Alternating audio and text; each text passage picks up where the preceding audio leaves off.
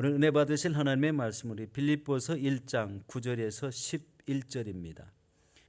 내가 기도하노라 너의 사랑을 지식과 모든 총명으로 점점 더 풍성하게 하사 너희로 지극히 선한 것을 분별하며 또 진실하여 허물이 없이 그리스도의 날까지 이르고 예수 그리스도로 말미암아 의의 열매가 가득하여 하나님의 영광과 찬송이 되기를 원하노라. 아멘. 여러분 추운 날씨에 오시느라고 고생 많으셨습니다. 어제보다 오늘이 새벽에 5시 다 5도 정도 되는 것 같아요. 한 5시 넘어서 우리 그때쯤 온도가 그렇게 나온 것 같습니다. 이 추운 날씨지만 견딜 만한 이런 추운 날씨가 이어지고 있는 것을 봅니다. 그런데 연세 많으신 어르신들에게는 그렇지는 않죠. 우리 이 시기가 굉장히 힘든 시기이고 또 권사님들 신방에 보면은 굉장히 우리 양로원에 계셔도 어려운 이런 우리 환경에 우리 살고 계시는 것을 보고 참 많이 기도하게 되었습니다. 여러분 오늘 본문에 보면은요, 우리 빌립보 교회는 AD 50년경에 우리 사도 바울이 2차 전도 여행 때 우리 세워진 교회입니다. 잘 아시는 대로 사도행전 16장 우리 6절 이하에 보면은요, 이 빌립보 교회가 세워진 그 경위에 대해서 우리 자세히 나오고 있습니다. 우리 바울이 무시아를 지나서 드로아로 내려갔는데 밤에 환상 중에 마게도냐 사람 한 사람이 나타나서 환상 중에 나타나서 건너와 우리를 도우라 하는 이 소리를 듣고 이제 마게도냐로 건너갔는데 마게도냐 첫 성이 빌립보였습니다. 여러분 빌립보에서 어떻게 됐을까요? 누디아가 변화를 받습니다. 우리 귀신을 섬기던 이런 여종이 또 변화를 받습니다.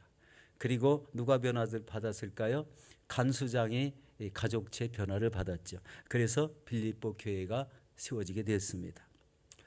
교회 한 교회가 세워지는 그 과정을 보면은요, 사도 바울이 성령의 인도하심을 따랐다. 건너와서 우리를 도우라 하는 이런 환상을 받고 그대로 따랐더니 이런 어려움은 겹쳤지만 그 장소에 교회가 세워지는 역사가 있었다는 것을 보게 됩니다. 한 교회가 세워지는 것이 쉽지 않다는 것을 또 깨닫게 됩니다. 그리고 이제 그 이후에 시간이 지나서 이 사도 바울이 3차 선교 여행을 마치고 예루살렘에 왔을 때 유대인들에게 붙잡혀서 결국 어떻게 됐습니까? 로마 감옥으로 들어가게 됐습니다. 여러 가지 우여곡절이 많았었죠. 이제 빌립보 교인들이 사도 바울이 로마 감옥에 갇혔다는 그런 소식을 듣게 되었습니다. 그래서 빌립보 교회에서 헌금을 모금해 가지고 에바브로 디도 편에 우리 헌금을 싸들고 이제 로마에 있는 사도 바울에게 가게 되죠.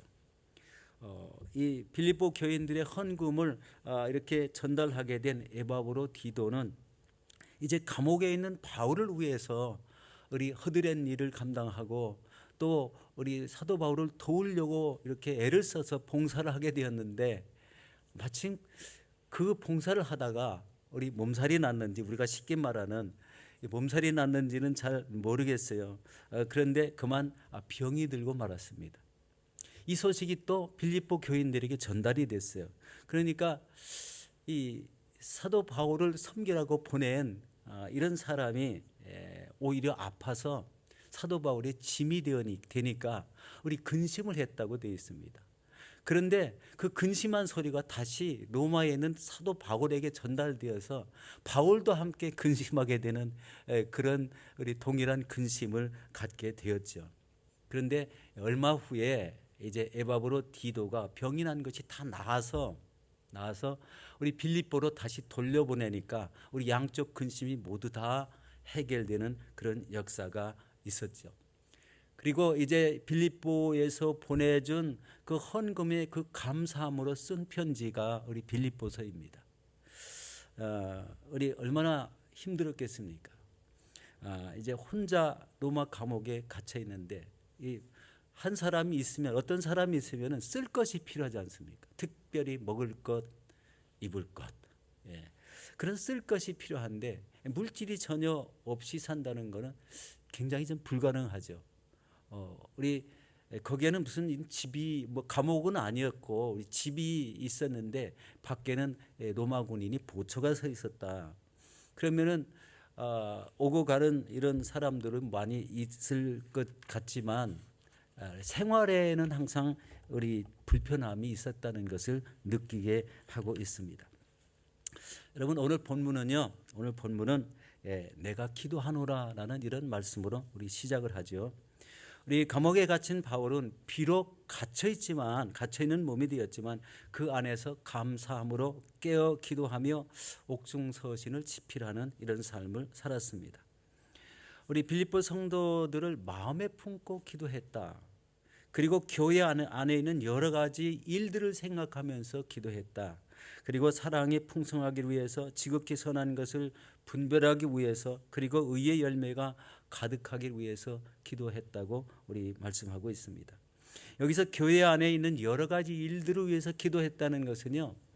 여러분 참 이게 우연한 일은 아닌데 어느 교회마다요. 크고 작은 여러 가지 문제들은 다 있었던 것으로 생각이 됩니다. 우리 빌립보서 2장 14절에 보니까 이렇게 말씀하고 있습니다. 모든 일을 원망과 시비가 없이 하라 그랬어요. 그러면 교회 안에서요. 원망이 있고 시비가 생겼다는 그런 얘기지 않습니까? 우리 빌립보서 3장 2절에는 이렇게 말합니다. 개들을 상가하고 행악하는 자들을 상가하고 몸을 상해하는 일을 상가하라. 그러니까 교회 안에서 이상한 이런 사람도 있었던 것 같아요. 행악하는 자들을 상가하라. 그다음에 또 한 가지는 빌립보서 3장 18절에 이렇게 말합니다. 내가 여러 번 너에게 말하였거니와 이제도 눈물을 흘리며 말하노니 여러 사람들이 그리스도의 십자가의 원수로 행하느니라. 굉장히 무서운 말이죠. 그리스도의 십자가의 원수로 행하는 사람이 빌립보 교회에 있었다는 거예요. 참 교회 생활이 모든 사람이 다 모이는 이런 장소이기 때문에 이런 일들이 일어날 수 있다는 것을 여기서 보게 됩니다. 빌립보 교회가 그런 여러 가지 문제가 다 있다는 것을 우리 사도 바울이 알게 되니까요. 그것을 위해서 기도했다. 원망과 시비가 있고 행악하는 자들이 있고 십자가의 원수같이 행하는 이런 사람들이 있어서 그 사람들을 위해서도 기도하지 않으면 안 되는 이런 위치에 있다. 왜냐하면 사도 바울이 빌립보 교회를 세운 창립한 이런 설립자이기 때문에요. 반드시 기도하지 않으면 안 되는 그런 상황에 놓여 있었다. 감옥 안에 있어도요. 이 기도줄이 기도하는 기도의 제목들이 많다는 것을 우리 알게 됩니다. 또 한 가지 이 기도의 조건이 우리 사도 바울이요. 너희가 내 마음에 있음으로 기도를 한다라고 이렇게 표현했어요. 우리 읽지는 않았지만 우리 빌립보서 1장 7절에 이렇게 말합니다.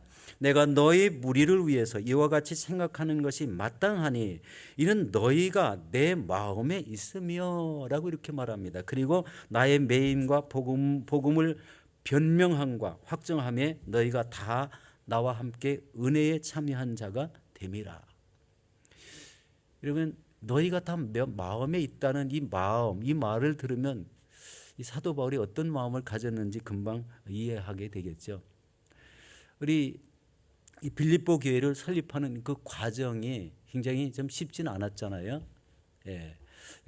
뭐 다 얘기하면 길어서 이제 말씀은 안 하겠지만 우리 귀신 들린 여종, 점치는 여종을 잘못 이렇게 말을 했다가 귀신이 떠나가는 바람에 점치지 못하니까요. 그 점치는 주인이 이 사도 바울 일행을 고발하게 되죠. 그래서 감옥에 갇히는데요. 갇히기 전에 엄청 많이 맞았다고 돼 있어요. 그런 가운데 우리 감옥에 들어가서 밤에 그 피눈물 나는 이런 가운데에도 우리 찬송 속에 옥문이 열리고 맨 것이 풀어지는 역사가 생겼죠. 그리고 결국 거기에서 나가게 돼서 루디아 집에 들어가 우리 잠시 쉬면서 우리 교회가 이렇게 설립되는 이런 과정이 있었습니다. 이런 과정 속에 빌립보 교회가 세워지니까요. 거기에 있는 모든 성도가 사도 바울의 마음에 다 이렇게 사랑스럽게 박혀 있다 그거예요.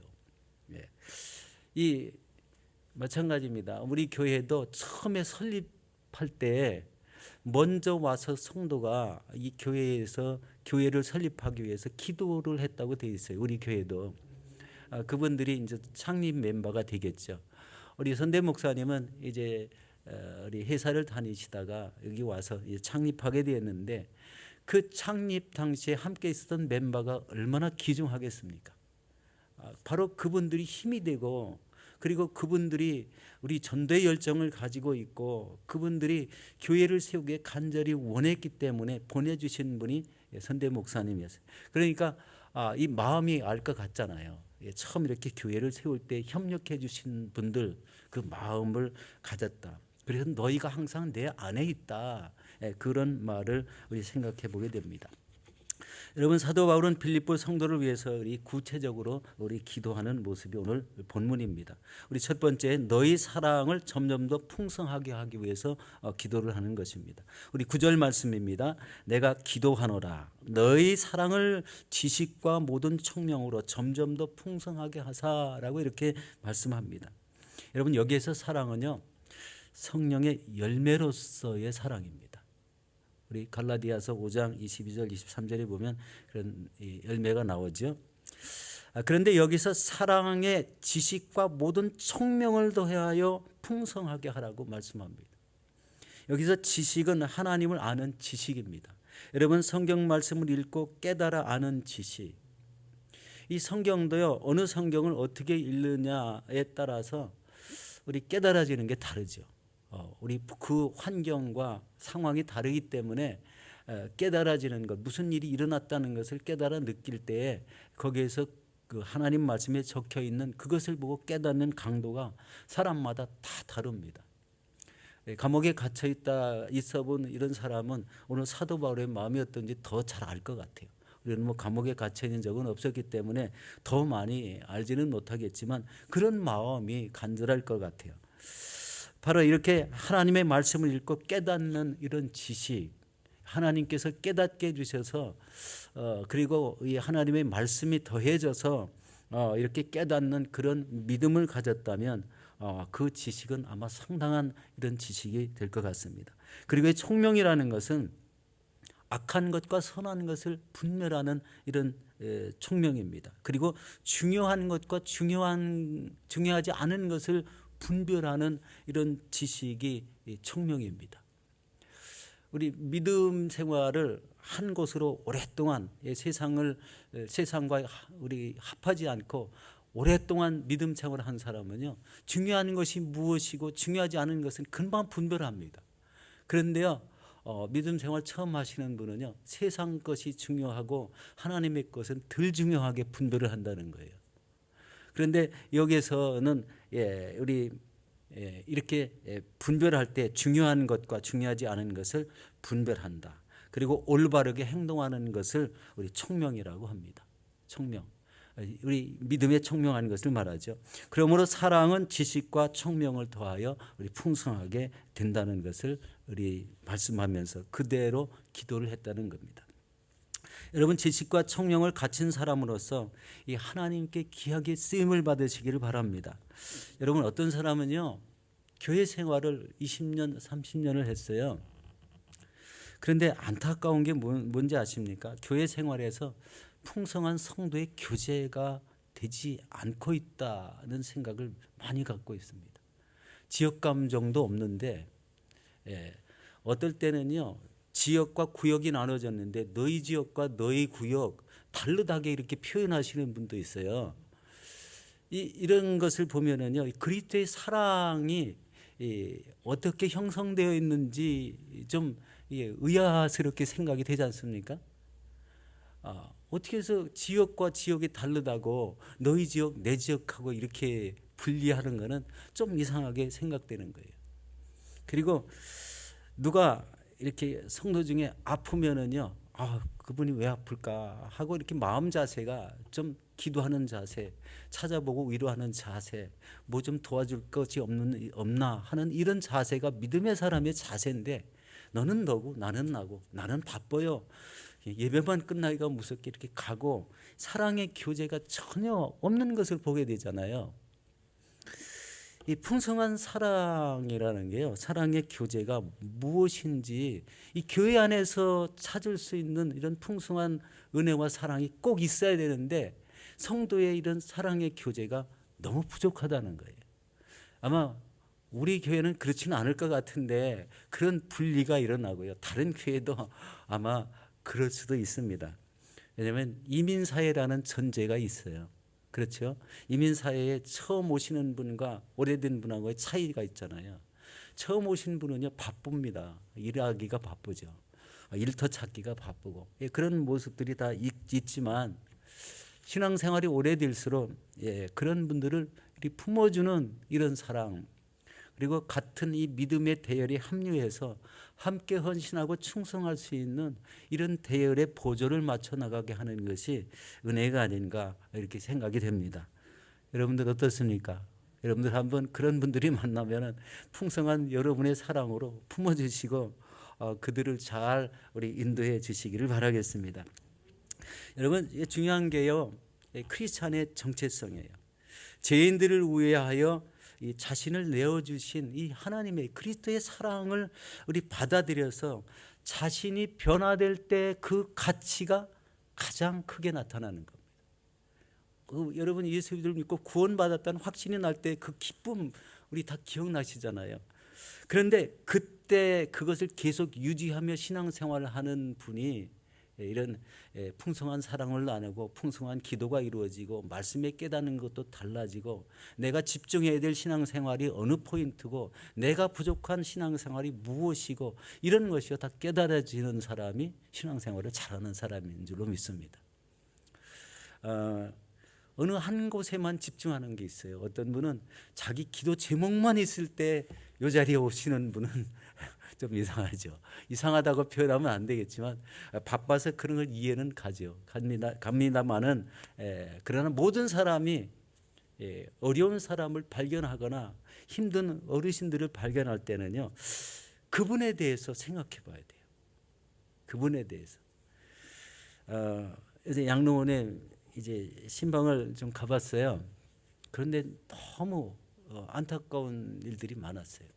이 뭐냐면은요, 전에는 그래도 걸음걸이를 뜨끔뜨끔 이렇게 발걸음을 디디면서 걸으셨는데 지금은요, 그냥 누워서 일어나지를 못하고 계신 거예요. 그리고 무슨 일이 있냐면은 우리 자주 너무 어르신이니까 너무 90이 넘고 연세가 많으시니까요, 막 넘어지는 거예요. 근데 넘어지면요, 그냥 그 젊은 사람은 탁 어디라도 딛고 이러잖아요. 그런데 어르신들은요, 그대로 쓰러져요. 그러면 여기에 피멍이 시퍼렇게 들고요, 여기가 뭐 그냥 이렇게 다쳐가지고요, 뭐 여기가 큰 이런 상처가 생기고요, 그 이런 말할 수가 없어요. 그리고 손 이런 데가요, 이렇게 정상적인 살갗이 아니라 피멍이 든 살갗, 온 몸이 피멍이 들은 살갗, 그런 것을 보게 되었어요. 참 이게요, 굉장히 좀 쉽지 않은 일인데, 아마 집안에 이제 어르신들이 계시면은 물론 다 그런 것을 이해하죠. 그런데 젊은 분들은 이해하기가 좀 어렵다는 걸 생각합니다. 저도 젊었을 땐 그걸 잘 몰랐어요. 우리 이제 우리 어르신들을 이렇게 병원에 양로원에 찾아뵙다 보니까 이웃을 사랑하는 것이 무엇인지 이렇게 막 깨달아지게 되고요, 어른들의 심령을 이해하게 되고요. 그래서 기도가 이제 기도줄이 우리 어르신들에 대해서 기도줄이 이렇게 잡히게 되는 이런 모습을 봅니다. 이런 것이 우리 교회 생활 속에 모두 다 이루어져야 되는 거예요. 집에 들어가면 가정을 흩어지면 다 가정일이지만요, 우리 교회 들어오면은요, 전부 다 교회의 한 가족이 된다는 걸 기억하셔야 됩니다. 그런 마음을 가졌을 때 기도가 일어나게 되고요, 누가 수술한다면은 수술하는 그 마음 아픔을 가지고 기도하면은요, 그 마음도 희열해지지 않습니까? 바로 그런 마음이 우리가 가져야 될 기도의 자세이고 믿음의 자세라고 이렇게 생각이 됩니다. 우리 두 번째는요, 지극히 선한 것을 분별하며 기도하라는 말씀입니다. 우리 10절 말씀입니다. 너희로 지극히 선한 것을 분별하며 또 진실하여 허물 없이 그리스도의 날까지 이루고라고 이렇게 말씀합니다. 여기서 선한 것이란 최선의 것을 말합니다. 여러 가지 선한 일은 모두 다 좋은 것인데요, 그 중에서 자기가 가장 하기 좋은 최상의 것이 있어요. 모두 다 사람이 동일하지 않아요. 자기 가진 취미가 다르고 개성이 다르고 그래서요. 자기가 최고로 선하게 여기는 것도 다 달라요. 그런데요. 이것을 분별해서 실천하라는 겁니다. 분별해서 실천해야 된다. 한국에서요. 우리 선교사님 한 분이 방글라데시로 선교를 갔는데요. 어느 마을에 도착했는데 먹을 것이 하나도 없는 그런 마을에 갔어요.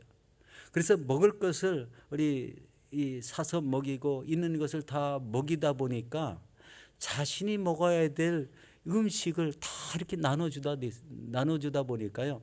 그게 한두 달 지나다 보니까 어떤 일이 생기냐면요. 자기가 먹지 못해서 영양실조가 돼가지고요. 결국 들것에 실려서 비행기를 태워가지고 한국으로 돌아오게 됐다는 거예요. 이게 이제 하나의 에피소드인데 그러면은 이 선교사님이 행했던 것은요. 모든 것을 단번에 순식간에 다 해결될 줄 알았는데 그게 그렇지 않다는 거죠. 먹을 것이 순식간에 생기질 않았어요. 있는 돈을 가지고 다 먹이고 이렇게 많은 사람을 먹이다 보니까 본인 자신은 영양실조에 걸리고 동일하게 음식이 없는 것은 마찬가지가 돼버렸어요.